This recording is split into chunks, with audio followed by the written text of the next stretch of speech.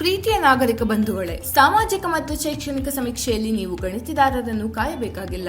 Online ನ simple procedure ಮೂಲಕ ಸ್ವತಃ ನೀವೇ ಅಪ್ಲಿಕೇಶನ್ ಫಿಲ್ ಮಾಡಿ ಸಬ್ಮಿಟ್ ಮಾಡಿ. ನೀವು ಮಾಡಬೇಕಾಗಿರೋದು ಇಷ್ಟೇ. ಸ್ಟೆಪ್ 1 KSCBC selfdeclaration.karnataka.in ಗೆ ಭೇಟಿ ಕೊಡಿ. ಸ್ಟೆಪ್ 2 ನಾಗರಿಕ ಅಥವಾ ಸಿಟಿಸನ್ ಎಂದು ಕೊಡಿ. ಸ್ಟೆಪ್ 3 ನಿಮ್ಮ ಫೋನ್ ನಂಬರ್ ಎಂಟರ್ ಮಾಡಿ OTP ಪಡೆಯಿರಿ. ಸ್ಟೆಪ್ 4 ಹೊಸ ಸಮೀಕ್ಷೆ ಮೇಲೆ ಕ್ಲಿಕ್ ಮಾಡಿ. ಸ್ಟೆಪ್ 5 ನಿಮಗೆ ಕೊಟ್ಟಿರುವ UHID ನಂಬರ್ ಅನ್ನು ನಮೂದಿಸಿ ವೆರಿಫೈ ಮಾಡಿಕೊಳ್ಳಿ.